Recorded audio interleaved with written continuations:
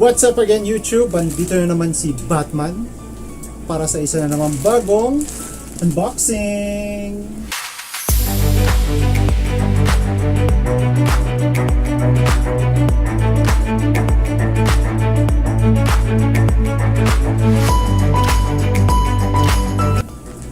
This is a bag for DJI Spark that we bought in Lazada nung birthday sale nila, so we grabbed the opportunity to get a huge discount.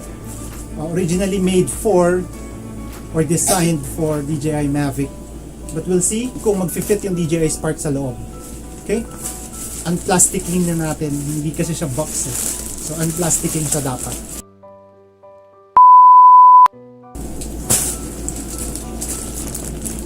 Sa ano nilagay? Tawag dito? Trash bag. Anyway, ito na siya. Here, as you can see, there's a printed brand here, vertically Benro. This one is Benro Incognito 150N. Okay, ayan. Samahan nyo ko, tingnan natin kung ano yung meron sa loob. Dito kasi nilalagay yung drone. Here, so tingnan natin, explore natin kung kakasya yung DJI Spark dito. Nakasama yung foam box niya para for extra protection.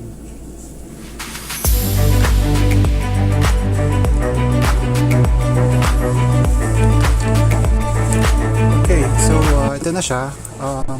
May divider siya dito. So for those Mavic Air and Mavic Pro owners, dito yung Mavic, yung drone itself. Then dito yung other accessories like chargers, batteries, and remote control. Kasya naman yan dito, naka-custom siya.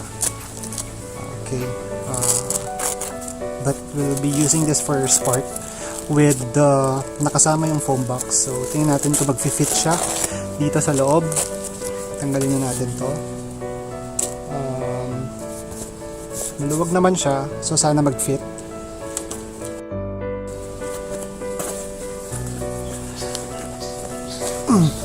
Alright, so as you can see, it perfectly fits the DJI Spark with foam box inside.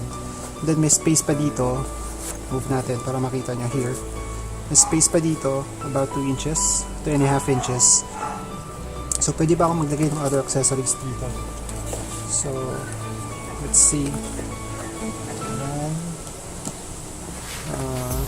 Ayan, kasya pa. And then may space pa sa ibabaw, about 2 inches din.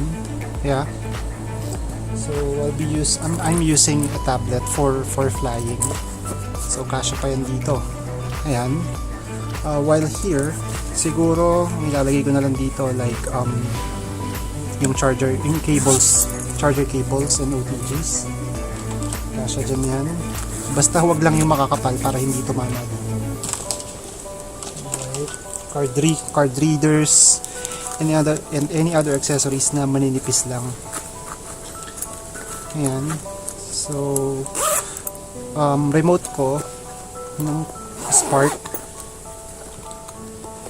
Ayan, so fit na siya, secure na din to. Since yung may space pa dito sa ibabaw, so dito ko lalagay yung remote ng Spark ko. Ayan. And yung mount na ginagamit ko, okay, which is this one, the Mav mount. Alright, as you can see, malaki pa yung space niya sa loob. So for traveling talaga to. Perfect for those who travels a lot.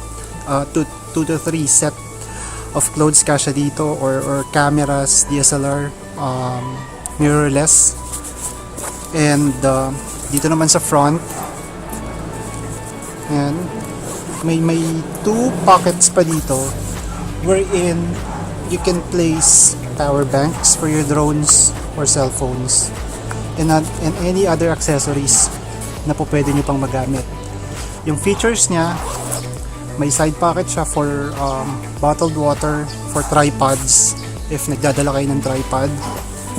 Yan, for both side. Maganda yung tela niya. This is Khaki, and as per checking sa website ng Benro, ayan, water resistant siya. Meron pa siyang sheet kasi sa loob. padded, well padded yung shoulder strap, as well as yung both sides and yung ilalim. At syempre, mas well padded yung likod niya, yung drone compartment. Ito.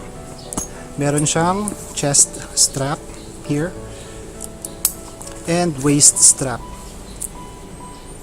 Ngayon, again, this is the Benro Incognito 150N drone backpack, specifically made for Mavic Air and Mavic Pro, but perfectly fits the DJI Spark with foam box as well.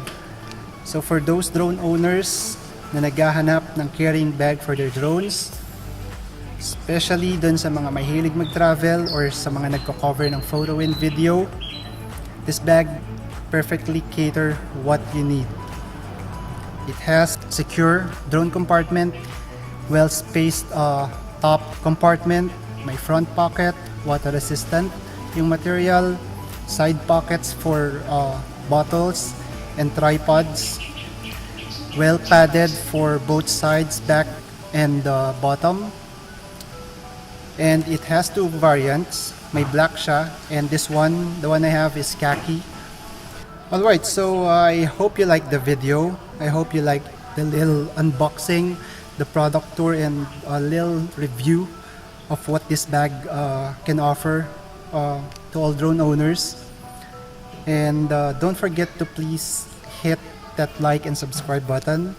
I'll be posting more of this, like product reviews, product tour, unboxing. Thank you very much for watching.